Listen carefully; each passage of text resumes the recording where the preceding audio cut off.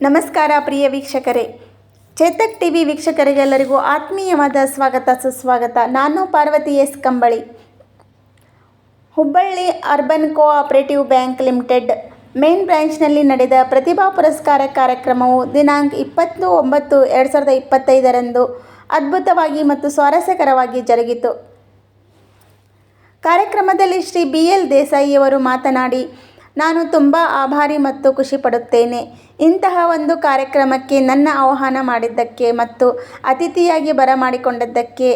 ಐತಿಹಾಸಿಕ ಸ್ಥಳ ಟವರ್ ಬ್ಯಾಂಕಿಗೆ ಈ ಒಂದು ಬ್ಯಾಂಕು ಮೊದಲಿನಿಂದಲೂ ಒಂದು ಒಳ್ಳೆಯ ಕೆಲಸ ಕಾರ್ಯ ಮಾಡುತ್ತಾ ಬಂದಿದೆ. ಜನರಿಗಾಗಿ ಸಾಮಾಜಿಕವಾಗಿ ಆ ದಿನಗಳಲ್ಲಿ ಅಷ್ಟೊಂದು ಬ್ಯಾಂಕು ಇರುತ್ತಿರಲಿಲ್ಲ. ಆದರೆ ಈ ಬ್ಯಾಂಕ್ ಅವತ್ತಿನ ದಿನಮಾನಗಳಲ್ಲಿ ಅದ್ಭುತವಾದ ಕೆಲಸ ಕಾರ್ಯಗಳನ್ನು ಮಾಡಿವೆ. ಈಗಿನ ಮಕ್ಕಳು, ವಿದ್ಯಾರ್ಥಿಗಳು ಬಹಳಷ್ಟು ಒಳ್ಳೆಯ ಕೆಲಸ ಮಾಡುತ್ತಿದ್ದಾರೆ. ನನಗೆ ಖುಷಿ ಅನಿಸುತ್ತೆ ಕೇಳಲು, ನೋಡಲು ಕೂಡ. ನಾನು ಮುಂದಿನ ದಿನಗಳಲ್ಲಿ ಇನ್ನಷ್ಟು ಹೆಚ್ಚಿನ ಕೆಲಸ ಆಗಲಿ ಎಂದು ಆಸೆಪಡುತ್ತೇನೆ ಮತ್ತು ನನ್ನ ಕಡೆಯಿಂದ ವಿನಯಪೂರ್ವಕವಾಗಿ ವಂದಿಸುತ್ತೇನೆ.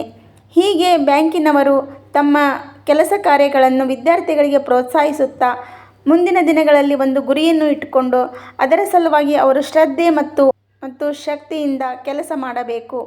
ಮಕ್ಕಳಿಗೆ ಅವರ ಪೋಷಕರು ಕೂಡ ಪ್ರೋತ್ಸಾಹ ನೀಡಬೇಕು ಮತ್ತು ದೊಡ್ಡ ದೊಡ್ಡ ವಿದ್ಯಾವಂತರ ಅವರಿವರ ಕಥೆಗಳನ್ನು ಹೇಳುತ್ತಾ ಮಕ್ಕಳಿಗೆ ಹುಮ್ಮಸ್ಸು ತುಂಬಬೇಕು.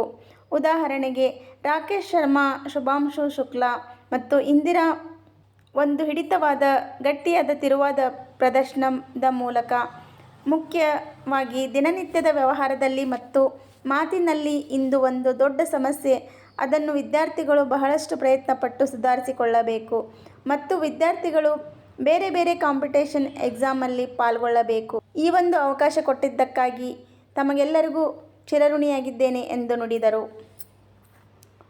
ನಂತರ ಬ್ಯಾಂಕಿನ ಚೇರ್ಮನರಾದ ಶ್ರೀ ವಿಕ್ರಮ್ ಶಿರೂರ್ ಅವರು, ವಿದ್ಯಾರ್ಥಿಗಳು ಯಾವುದೇ ಅವಕಾಶಗಳನ್ನು ಕಳೆದುಕೊಳ್ಳಬಾರದು, ರಿಸ್ಕ್ ತೆಗೆದುಕೊಳ್ಳಬೇಕು.